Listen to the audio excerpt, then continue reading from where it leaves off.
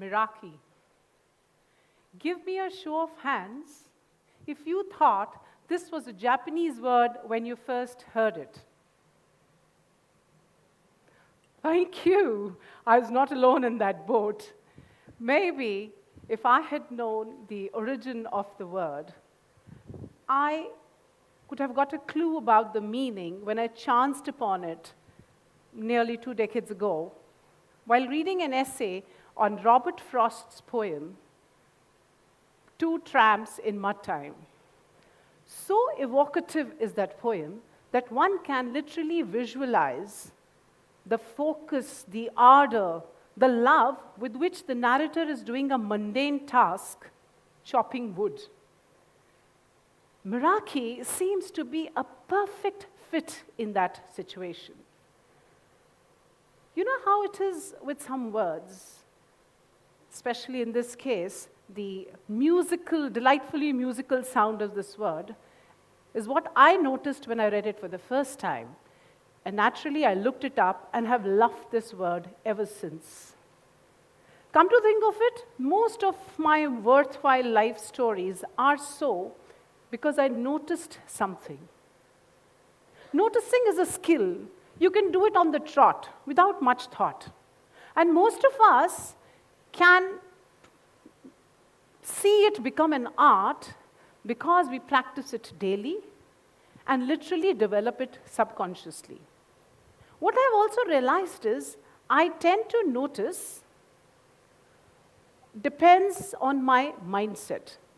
And if Howard Gardner were to say the same thing, he would probably say, people notice what they notice because it depends on the frames of mind. Regardless of what we notice, the important thing is we notice details. And when you notice what you notice, it is the beginning of something new, something interesting, maybe something life-changing. I am today what I am because of my habit of observing during routine daily actions. And some things stay imprinted long enough to impact your life. I'll share a couple with you. It's unforgettable for me when it was during a very severe asthma attack, and I saw raw fear on my children's faces. And later, I saw the same fear in the countenance of my students too. My wheezing made them afraid.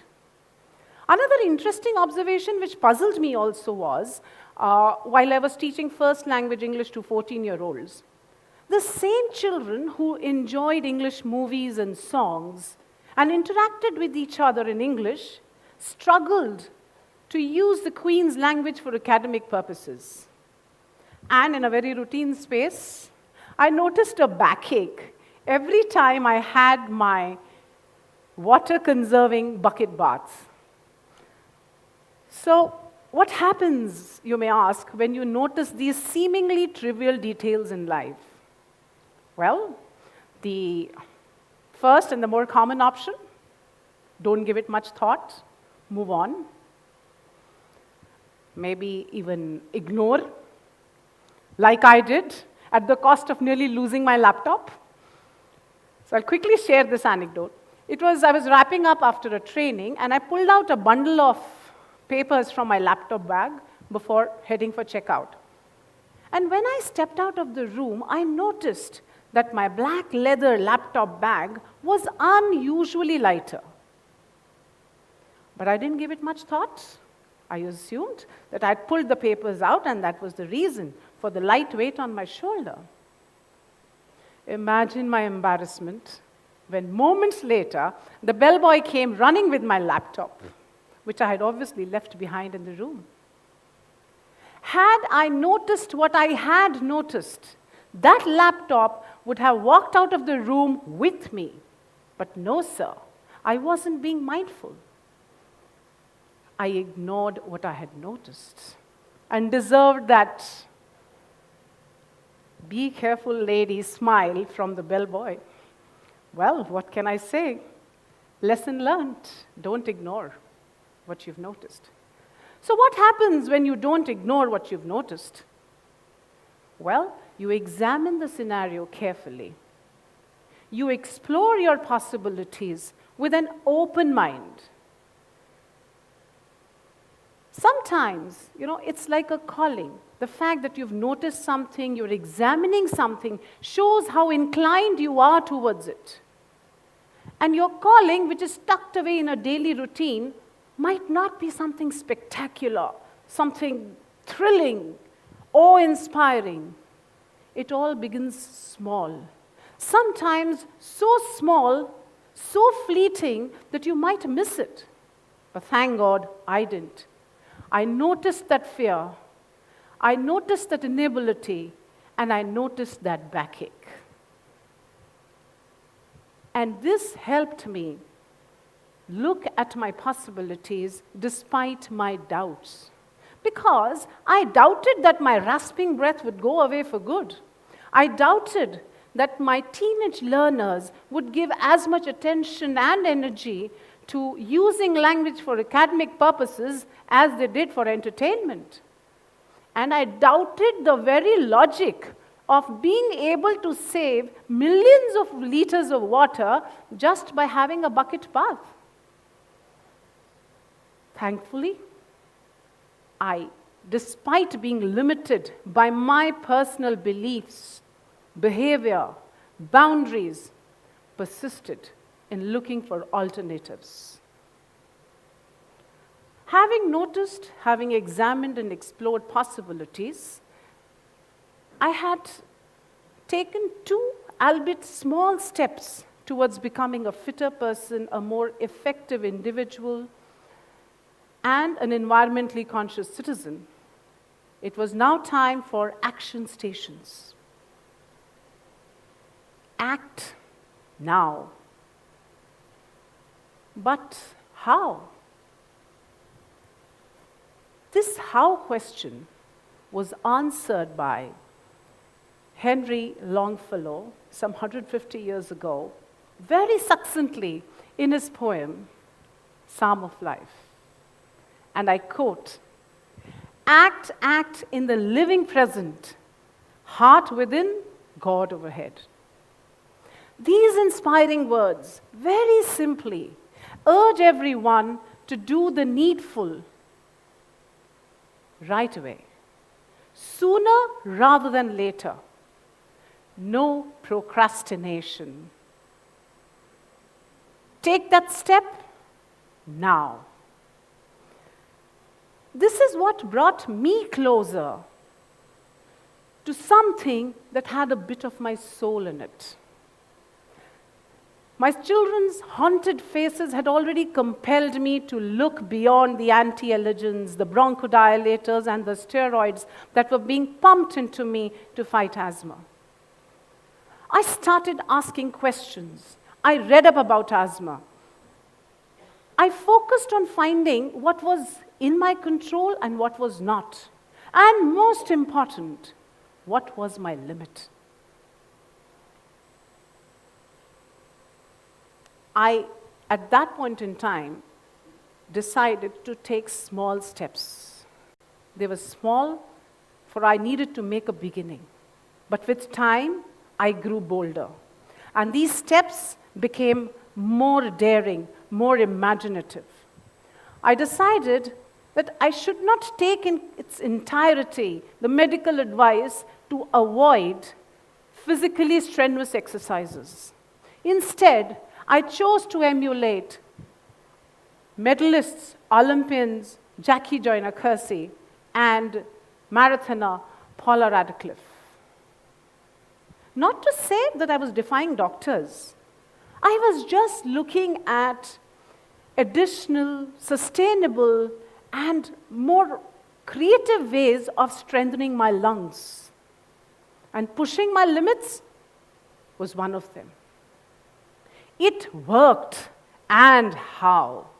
From being unable to run 50 meters, I graduated to running 10 kilometers, half marathon, full marathon, and had the cheek to enroll for an ultra marathon where runners had to run for 12 straight hours from 5 a.m. to 5 p.m. in the evening.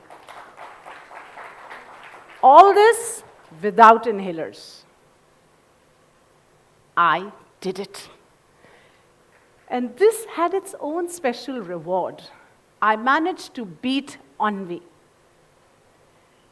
Doing something which I had not done in 25 years was a prize in itself. And being able to beat the boredom and the listlessness that came with doing the same tasks repeatedly over so many years was so satisfying. The same success we tasted in our classroom. I had figured by then that language for social purposes is far apart from language for academic purposes. This made me rethink my chalk talk strategy. We started doing time-bound reading activities for improving fluency. We started playing games for effective punctuation. We sang songs for correct prepositions and correct figures of speech usage. And the cherry on the cake was when year after year, in every new batch of students, the children particularly who loathed reading would finish reading a novel on their own volition. We did it. Don't forget my back-breaking bucket baths. That was a back-breaking bucket bath no more. I'd realized that I was not bending correctly. I was bending from the back instead of the hip. I did a better one. Instead of bending, I started doing squats while lifting those mugfuls of water. That's 2 birds with 1 stone. Now, you may call it innovation or passion for running, teaching, or the environment, conservation. I call it being thorough. Thorough through and through. These steps helped me, a commoner, weave a stimulating story. Small yet significant. Striving yet successful. Simple yet satisfying. So these 4 steps, along with knowledge of my own self, made an extraordinary difference to my ordinary existence. Asking questions, noticing details about my own self helped a lot. And then examining what I had noticed about myself a little more carefully was even more helpful. When was the last time you asked yourself, what did I just do? Why did I do it? Why did I do it like this? Would I do it any differently? Would I even do it again? Maybe it was questions like this and some more, which were reasons for Robert Frost's poem, 2 Tramps in Mud Time. When at the end of that poem, you can make out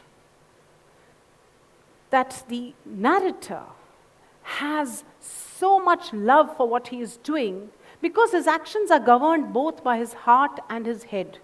And that is where the connection with Meraki surfaces.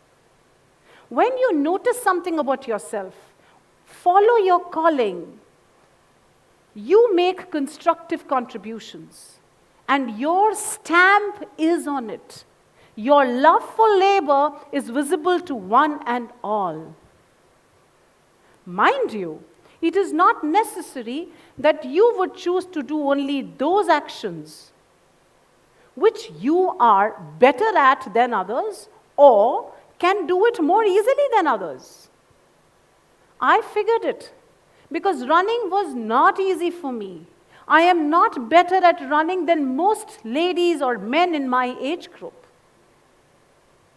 And teaching, I am still looking for ways to engage and empower learners while teaching them, especially my adult learners. Yet, I have tasted Meraki in both instances. Why? Because of my NEET trick for Meraki. Noticing something sows the seed for something that's new. Examining and exploring it helps you dare. Acting upon it makes it real. And acting thoroughly takes you there. Neat, isn't it?